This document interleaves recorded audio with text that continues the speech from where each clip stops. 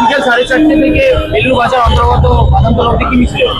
আমাদের প্রতিবাদ মিছিল ছিল।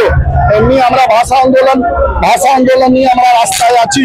প্রত্যেক শনি রবিবার আমাদের বালিক কেন্দ্র তৃণমূল কংগ্রেস, তৃণমূল যুব কংগ্রেস প্রত্যেক সপ্তাহে এই ভাষা আন্দোলন চালিয়ে যাচ্ছে।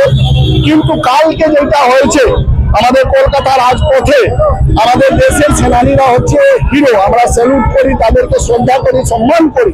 কিন্তু অমিত শাহ স্বরাষ্ট্র দপ্তর কালকে যে ঘৃণিত কাজ করেছে, সেনানীদের ডেকোরেটর হিসাবে ইউজ করলো, তাতে আমরা এটাতে সেনানীদের অপমান জানি এবং এই অপমানটা করেছেন অমিত শাহ। তার জন্য তাকে ক্ষমা চাইতে হবে দেশবাসীর কাছ থেকে। এবং বাংলার ভাষার উপর যে অত্যাচার, তার বিরুদ্ধে, তার প্রতিবাদে ভাষা আন্দোলন থামিয়ে দেওয়ার যে চক্রান্ত, তার প্রতিবাদে আজকে এই মহামিছিলে প্রতিবাদ মিছিল হয়েছে। ঠিক আপনাদের যেরকম র্যালি হলো, ঠিক আপনাদের যেরকম র্যালি হলো, ঠিক এরকম প্রতিবেশী একটা র্যালি হবে বালিতে।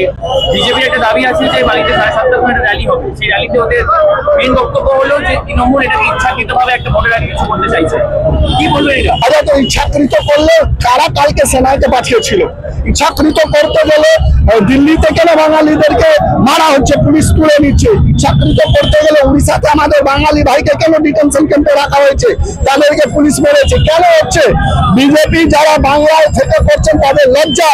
তারা নিজে গভর্নমেন্টকে, নিজে কেন্দ্রীয় সরকারকে বলতে পারছেন না যে বাঙালিরা যে এই দেশের স্বাধীনতা নিয়ে এসছে, যে বাংলার ভাষাতে রাষ্ট্রগান আছে, সে বাঙালি সে বাংলা ভাষাকে অপমান করা হচ্ছে। আমরা মেনে নেব না সেটা।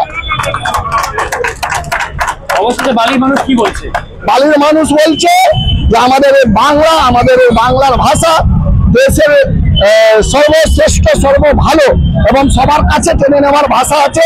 বাঙালিকে ছোট করতে পারবে না বিজেপি, এবং বালির মানুষ প্রস্তুত আছে। এই যে আমাদের অপমান করা হচ্ছে, তার জবাব 2026-এ ভোটে দেবে বালির মানুষ। ষড়যন্ত্র কার স্বার্থে বিজেপি জবাব দাও।